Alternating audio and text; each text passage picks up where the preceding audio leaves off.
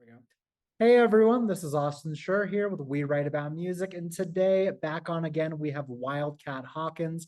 I'm super excited to talk to him as always. He's got a brand new song out. It is called First Contact, and I'm super excited to hear the story behind this one. First off, how are you? What's happening? It's always a pleasure. Oh, I'm doing good, Austin. It's nice to get together with you again, as always. Always. What's new in the life? What's happening? I live in Minnesota now, so I live with my aunt, who is a retired single woman who had hip surgery, and I live in the Okay. basement at her place. And I started working in a medical assembly plant, Got it. is what I'm doing now. I thought I was going to take a forklift job, but I've done something else, and I like it okay so far, I'd say. Cool. How's the move been? The move has been kind of bumpy, I'd say, but that's fine. That's to be expected. Like any move, I suppose. But moving and a new job and literal life stuff has not stopped you from making music, which honestly I'm not super surprised about because it feels like the thing that grounds you the most. You've got this new song out. It's called First Contact. It's truly beautiful, like instrumentally, which again, I'm not surprised about, but the lyrics on this one is just a really beautiful story. So I'm gonna leave it to you and I want to hear all about this. What inspired this song? How did it get created?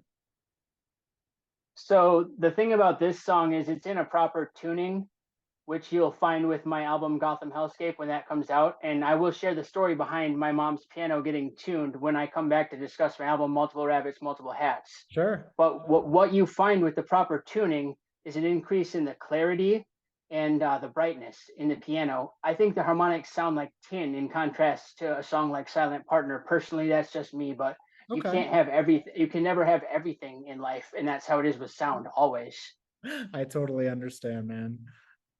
So that's one thing to note is that this isn't going to have the same sound per se as Silent Partner and 33 Keys and all that. Yeah. But getting to the song itself, the creative process was rather similar to the one that I followed for Gotham Hellscape because most of that was already recorded when this was recorded. Okay. And it's an intuitive kind of process, I'd say, where basically a vibe comes to me and when I'm at the piano, but I'm getting ahead of myself because the story is the important part now. So, you know, but to get right down to it, I have been trying to decide whether or not I want to get rid of my dating apps because I don't know how good I fit into the culture, is where I'm at with it. Dude, it's difficult for everyone out there. The dating apps are just a major pain in the ass all the time. It's like a full-time job out there, truly.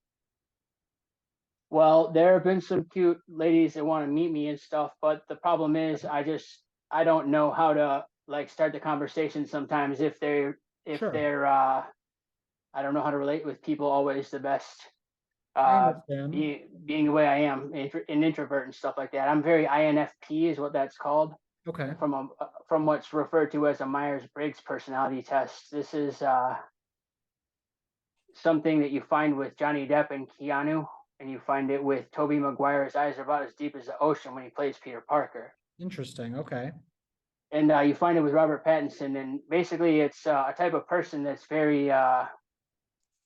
I'm not very. I don't come across very masculine. I come across like an emo character. I think is the way I would put it. And does that translate into the conversations on these apps? Uh, it causes confusion because of how I act as like a drama kid, like Tom Hanks. Sure, sure. I Like understand. I don't act very masculine. I don't think That's up for interpretation. that's anybody's guess, but that's kind of just, that's the drama of my life that I love to dish on a little bit here and there because it amuses me. Yeah, no, But I completely understand that. Um, so obviously there came a moment in the last, who knows, month or so where you had an encounter or an interaction that inspired this song. Is it a story worth telling, or is it something that originated from the apps? Like what happened here? yeah, so this is kind of a spiritual thing for me, kind of like a seance, like Constantine or something like that. Sure. Uh, Constantine is my second favorite hero after Batman, I would say. Okay. Uh, Based on the show that I watched. I never watched the movie with Keanu, but basically it seems to me that a woman who was very spiritual made contact with me in a telepathic sort of way, where it was almost like a spirit came through, but I had the impression this was a person who was in the flesh. Okay. But I'm involved in some shamanism, and I don't sell it like Jonathan Edward crossing over or anything like that. But I understand. what it seemed to me like, I don't know if it was real because it could have been all in my head. Is All the right. thing. But that's what I felt. It felt to me that a woman made contact with me. She didn't say anything, but it was about 10 seconds, just hi, hello, while I was at Quick Trip gassing up in Menominee, Wisconsin. Okay. So this thing may or may not have happened, but ultimately it sparked the creation of this song. And I think you do a really great job storytelling wise, and even just creating like maybe a sort of like spiritual and suspenseful vibe in the song. Did that like how did that happen in terms of composing it? Yeah, that's what I was sort of alluding to. Basically, when I sat down to the piano, this experience had just sunk into my consciousness, I guess, because it really did feel to me as if I had felt the most profound peace I'd ever felt in my life Sure. for about 10 seconds. So it sunk in. And Yeah. when I sat down to the piano, I was just having a lot of feelings. That's all it was. Yeah, but that's okay because were you creating the song based on improv, such as the other songs? And the amazing thing is that my feelings guide the chords that I come up with initially. Exactly. So it's rather improvised in that way. Sure. But then I mold it through a few revisions.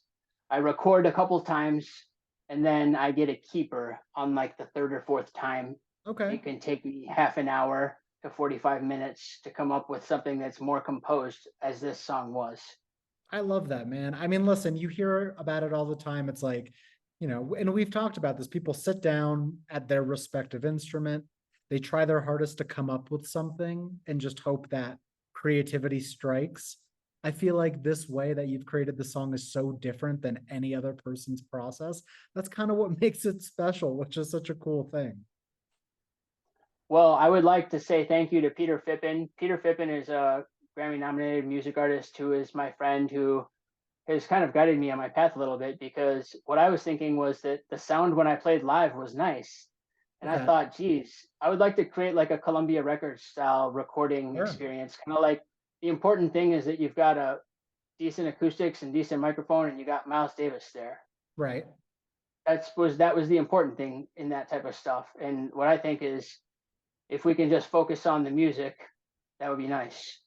Yeah, man, I think that's what it's all about right there. Have you ever I mean, obviously your music is growing and you're making more and more.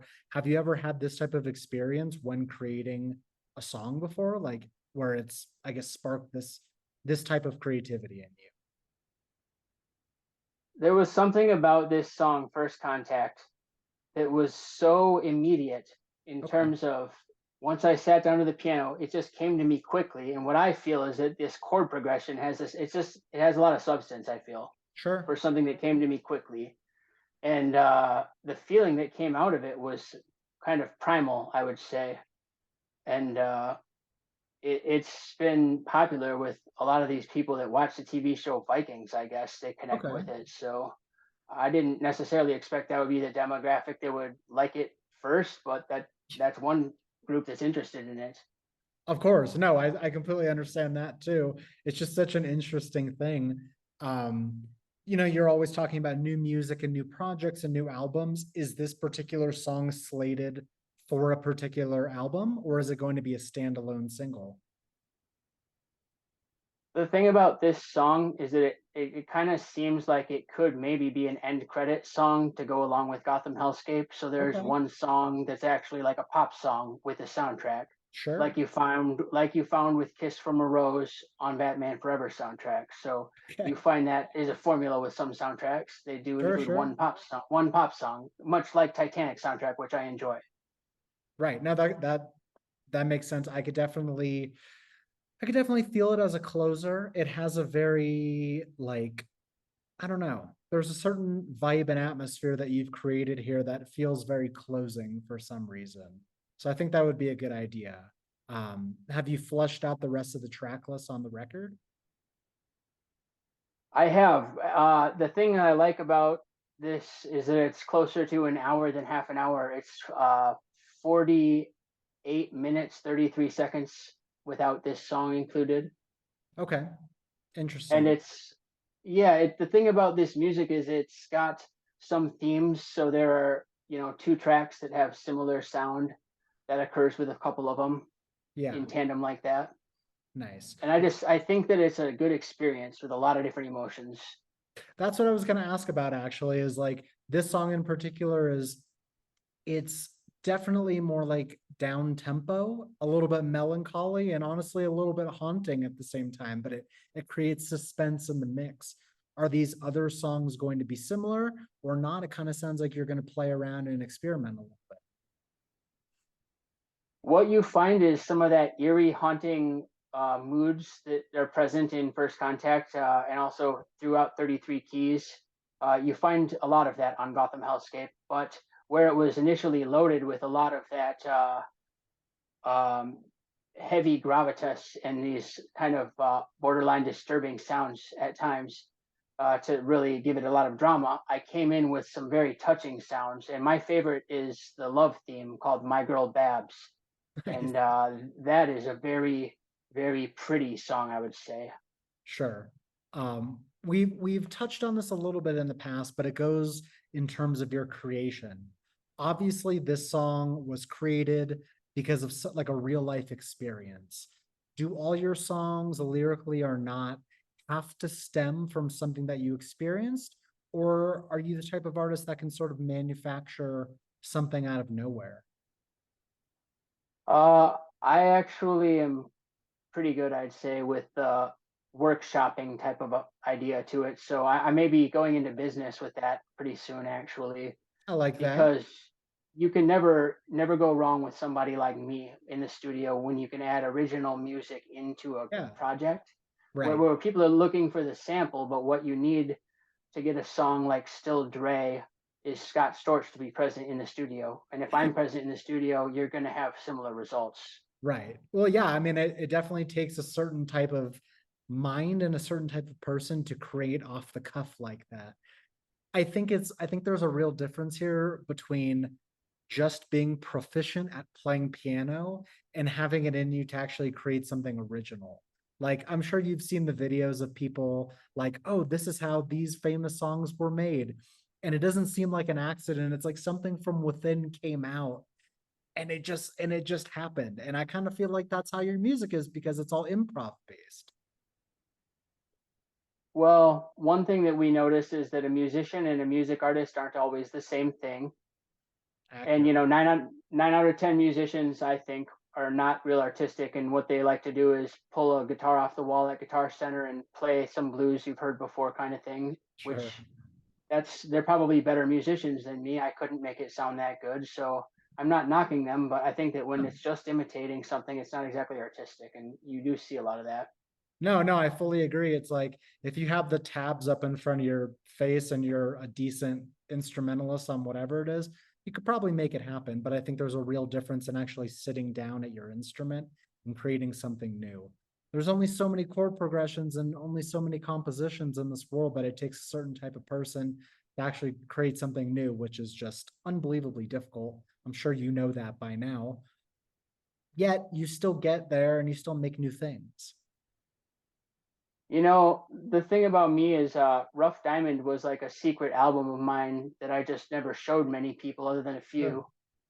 But it was sort of like my 10th album, sort of, because I had recorded so many demos in my 20s and stuff, in my teens. So it was a little bit like Dead Mouse. He's got a vault of music that he doesn't choose to release because it's not the right rainy day for it. And I was sort of that way. Most people don't know this, but the man that plays the piano on Adele's song "Someone Like You" is the same man that wrote the song "Closing Time" and sings it, Dan Wilson. Are you serious? From Semisonic? Yeah, I did not know that. That's that actually a really fun that fact. that's the music business, though. That's true. A lot of ghost writers, ghost instrumentalists, and people just kind of making things happen in the background that maybe are not getting appropriate credit overall. I want people to get to know my art, the stuff that's truly, really me, and I feel the same way about that as kind of like David Bowie talked about how he felt about his art. I feel kind of the same. But since I've got some stuff to show people now, once Gotham Hellscape comes out, I'm going to open up for business to take a percentage of royalty if people want to work with me to, inject some of my music into theirs. That can happen. You absolutely should. I could definitely see that for you. Not necessarily ghost writing or ghost creating, but like just honest collaborations with people that want music in whatever they're trying to make that they can't do themselves. Like that would be a really nice avenue for you to take, obviously in the future, but I could see it. It ends up happening with certain people like Brian Eno. It's just sort of like Oh yeah. the touches that he put onto the album Viva La Vida by Coldplay. In my opinion, that album has a very good sound, in my opinion. I So I think it's very, totally very agree cool. too. Yeah, no, I totally get it.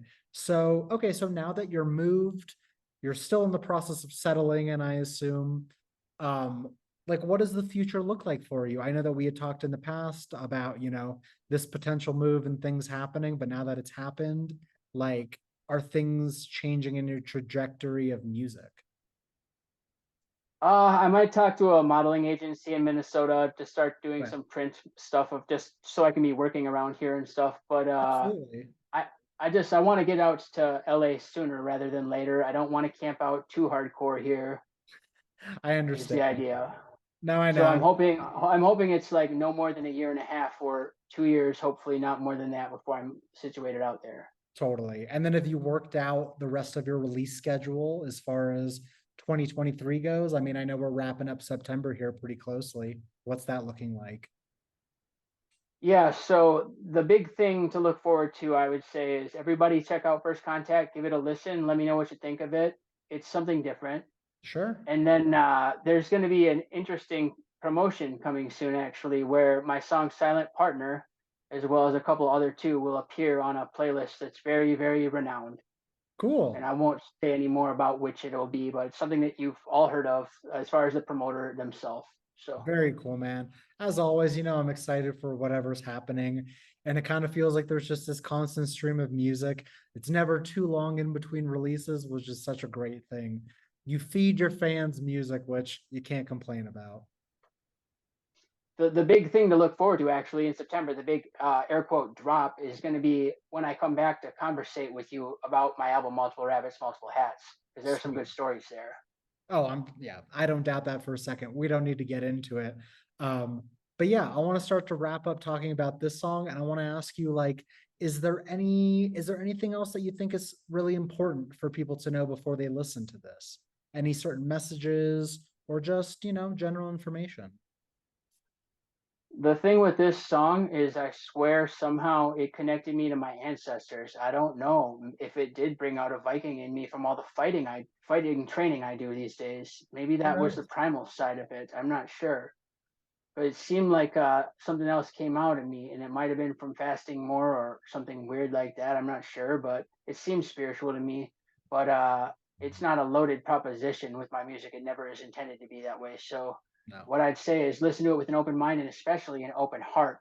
And Yeah. what the song I think can teach to you is the benefit and the value of coming into first contact with the divine feminine, because there are people who have the impression that women are nothing but dark and sensual.